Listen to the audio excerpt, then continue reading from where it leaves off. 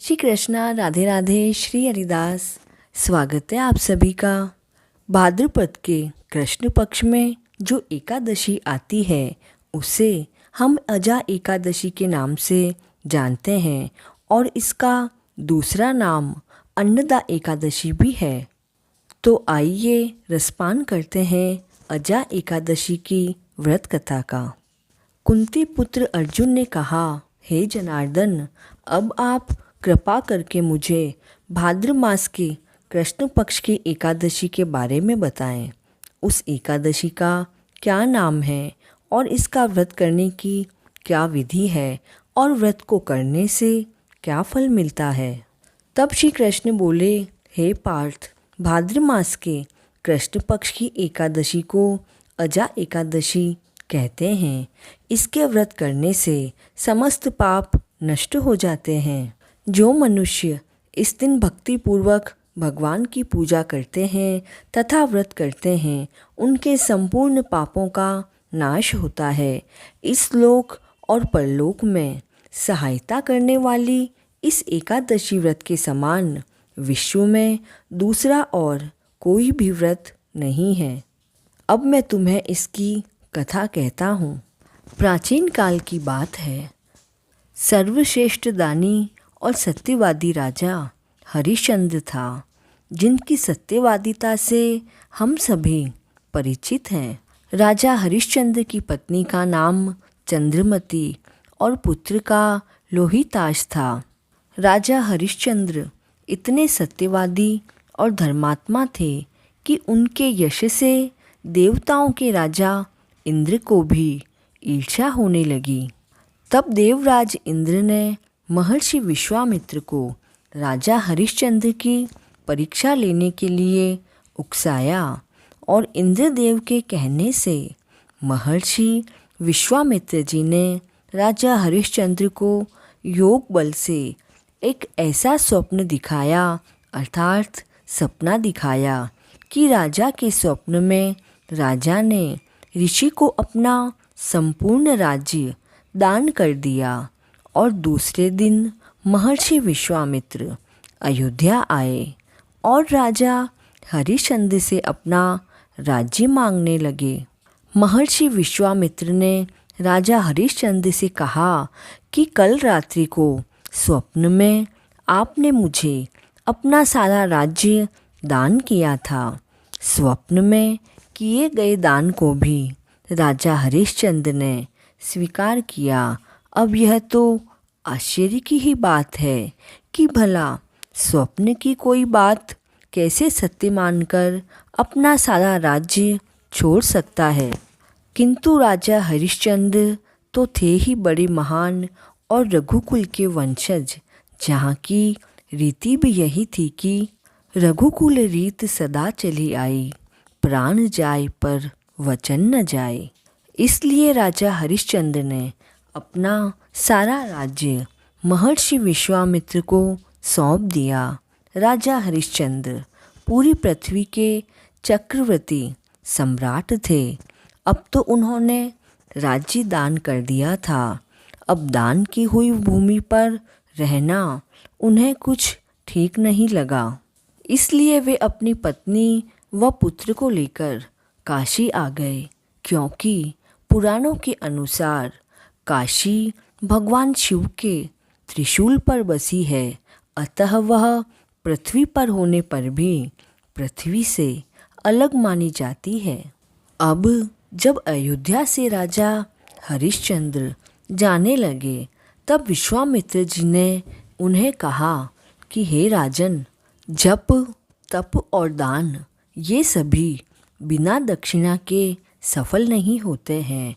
तुमने इतना विशाल साम्राज्य मुझे दान में दिया, तो उसकी दक्षिणा में 1000 सोने की मुद्राएं मुझे और दे दो।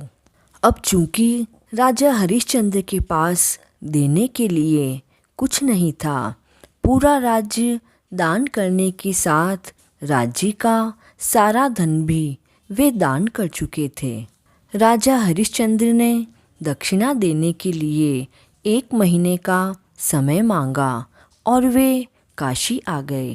काशी में उन्होंने अपनी पत्नी रानी को एक ब्राह्मण के यहाँ बेच दिया, लेकिन उनका पुत्र एक छोटा बालक था।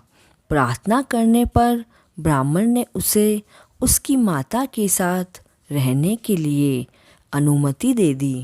राजा ने स्वयं को एक चांडाल के यहाँ बेच दिया और इस तरह ऋषि विश्वामित्र को 1000 मोहरें दक्षिणा में दे दी।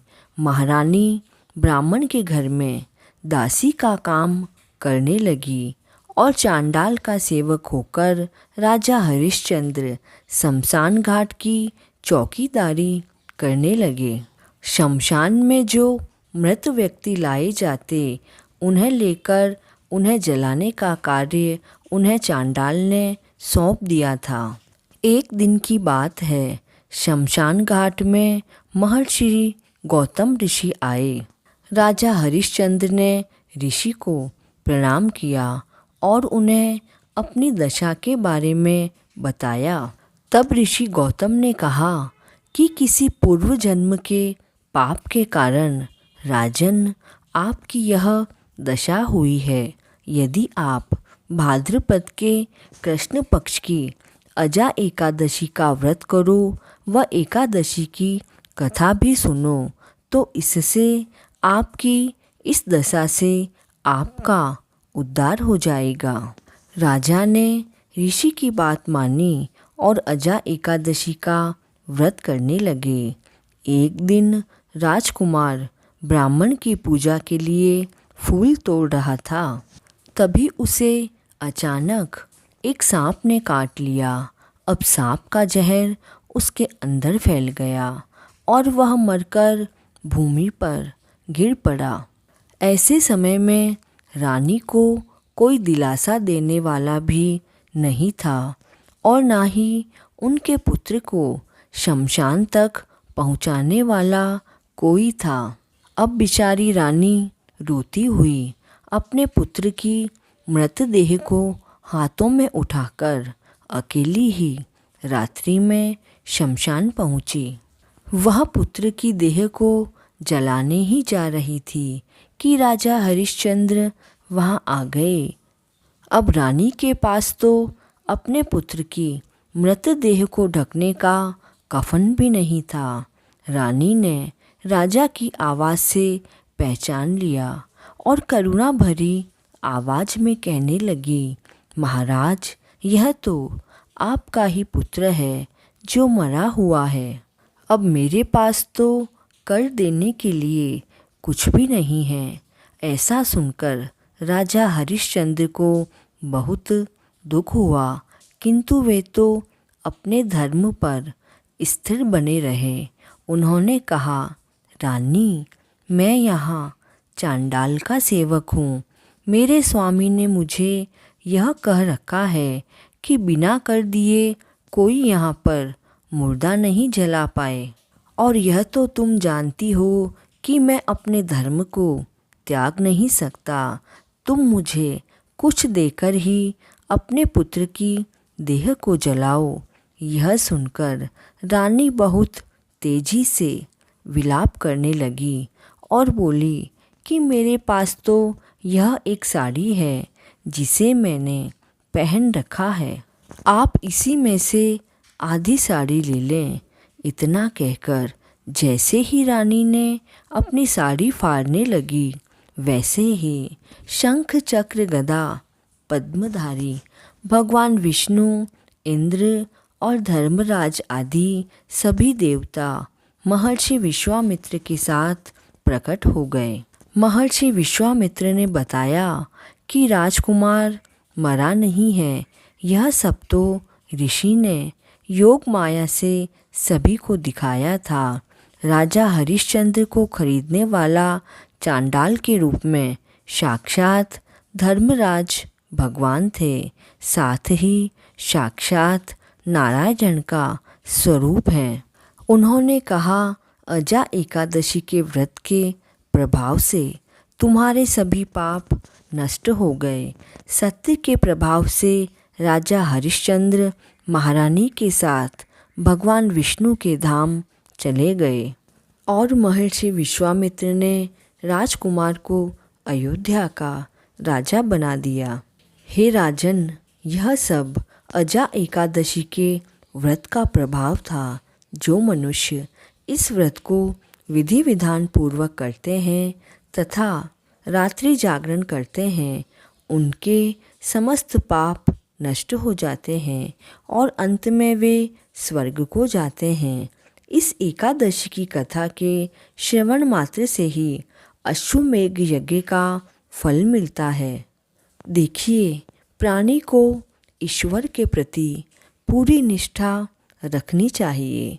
कठिन परिस्थितियों में भी जो सत्य का मार्ग नहीं छोड़ते, वे स्वर्ग के अधिकारी होते हैं।